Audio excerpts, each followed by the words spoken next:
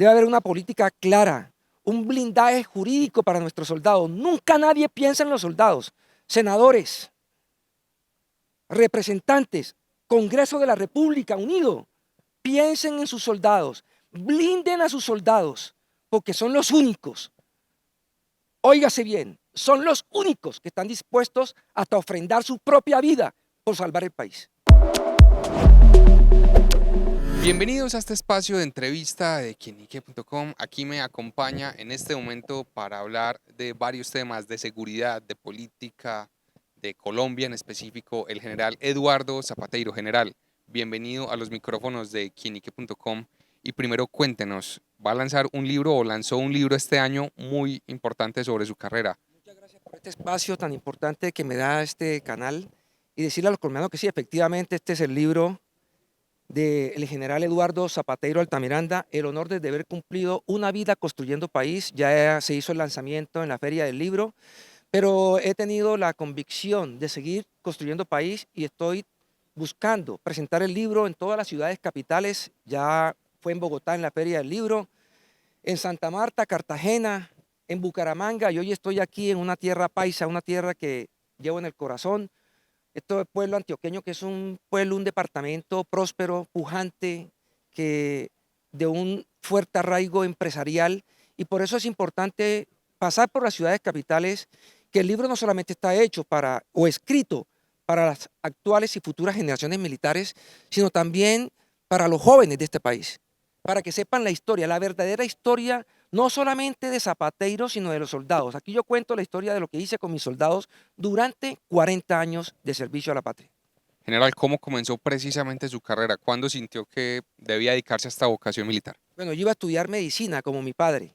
Terminé bachillerato, me presenté en la universidad, pero me presenté también en las filas del ejército para prestar servicio militar y solucionar mi vida militar, mi carrera o mi situación militar. Y pues pasé y me fui a prestar el servicio militar a La Guajira como soldado bachiller.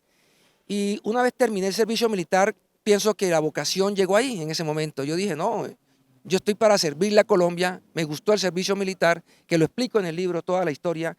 Llegué a Cartagena y le dije a mi papá, yo no quiero ya ser médico, yo quiero ser oficial del ejército, y conté con todo el apoyo de mi padre. Siendo un gran médico, un médico prestigioso en Cartagena, tuve todo el apoyo, no el de mi mamá, pero las mamás se van acomodando al sentir de sus hijos. ¿Cómo se va dando ese ascenso en su carrera paso a paso desde que era soldado raso, porque todos comienzan ahí, hasta que llega a ser general del ejército en Colombia?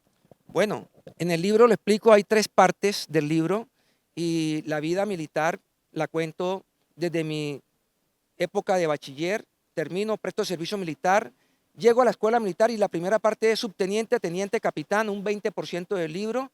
La segunda parte, mayor, teniente coronel y coronel, que es la segunda parte del libro con un 20%, y el plato fuerte del libro es la tercera parte, que son los grados ya de nivel estratégico, que es el de brigadier general, mayor general, general y comandante del ejército, y ahí centro toda la atención recordando todo lo que se ha venido pasando en el país a lo largo de la historia de mis 40 años, cuando me gradúa y me da el diploma el presidente Belisario Betancur Cuartas, y hasta que le pido mi retiro voluntario al señor presidente de la República de mi época, de ese cuatrenio, al doctor Iván Duque Márquez, y aceptó todas mis explicaciones y argumentos para yo poder decir a los colombianos, hasta luego, porque todavía sigo construyendo país. Precisamente eso llama mucho la atención, Eduardo, porque yo a usted lo veo joven, todavía tenía como mucho por darle al Ejército Nacional, pero usted ¿por qué decide dar un paso al costado prontamente? Porque defiendo la institucionalidad. El cuerpo de generales representa la institucionalidad, representa al soldado.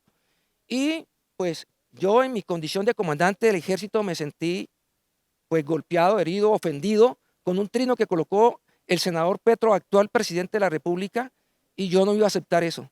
Yo fui claro con el presidente, fui claro con el cuerpo general y dije, yo no sé si alguien quiere hablar o no quiere hablar, pero yo sí voy a colocarle un trino duro, duro, que lo sienta. Y aquí se lo dejé escrito, presidente, en este libro.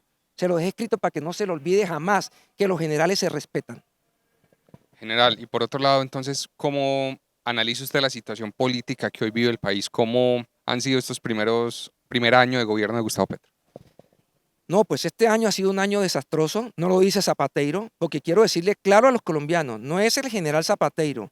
Yo estoy para apoyar como ex comandante del ejército al gobierno que sea, pero es que lo que estamos viendo hoy es que el país está muy débil en el asunto de seguridad y la seguridad es el eje esencial para un país, porque de ahí se desprende todo.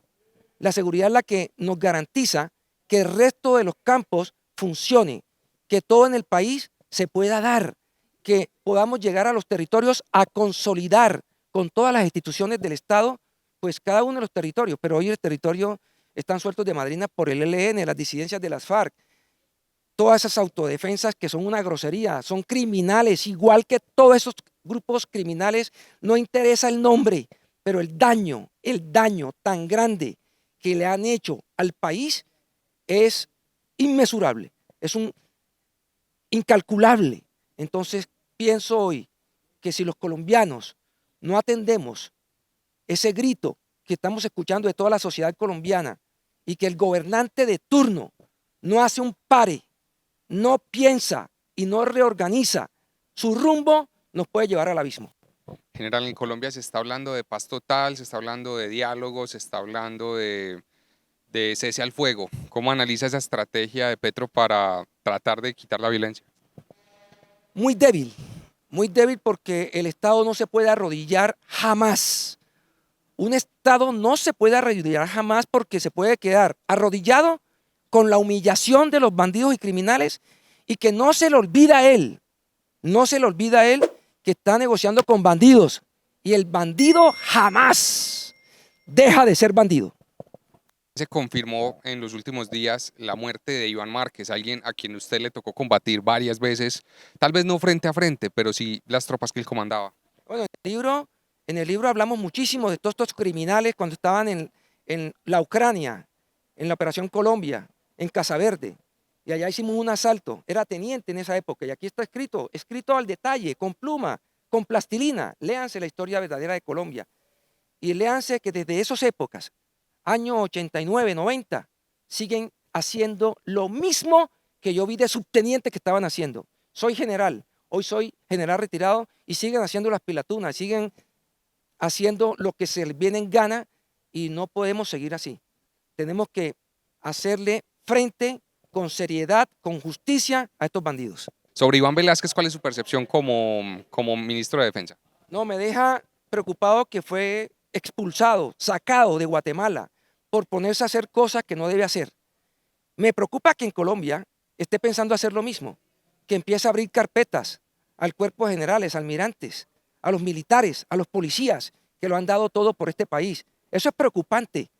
Y cuando se tienen antecedentes, hay que mirarlos muy bien, con lupa y con ojo de buen cubero. Eso es preocupante para el país y no le tengo la confianza que un ex general, como dicen, que no somos ex generales, somos generales en uso de buen retiro. Hago esa observación. No digan que es ex general, no, los generales jamás dejamos de ser generales. Inclusive, cuando morimos, cuando fallecemos y nos hacen los honores militares en la Escuela Militar de Cadetes, todavía tenemos ese nombre, General de la República de Colombia. Sí, claro, ese es un error que cometen muchas personas, porque ex general es quizás el que comete algún delito, que comete alguna imprudencia, algo que va contra el país, y ahí sí son destituidos, no me equivoco. Así es, de todas maneras, yo quiero decirle al pueblo colombiano que estamos preocupados, que sus generales a veces nos tildan de que estamos ajenos a lo que está pasando. De pronto no somos muy prudentes, tal vez. Somos prudentes, respetuosos del mando actual. Ese es un código de honor que tenemos en el cuerpo de generales y almirantes. Somos respetuosos de la actual cúpula militar. Y ellos tienen la experiencia, tendrán el conocimiento, la sapiencia, la sabiduría para seguir llevando los destinos de las fuerzas militares y cada una de sus fuerzas y la policía. General, y sobre el trino que lanzó en las últimas horas sobre recuperar el país, recuperar a Colombia y sobre todo apoyando a los militares que van a lanzarse a cargos públicos y están en todo su derecho. Sí, finalmente, gracias por esa pregunta que me hace, porque considero hoy que hay muchísimos militares, generales, como el general Juvenal Díaz, que estuvo aquí en Antioquia, en tierra antioqueña, casi 2 años y medio de comandante de división. Fue uno de mis subalternos comandantes de división.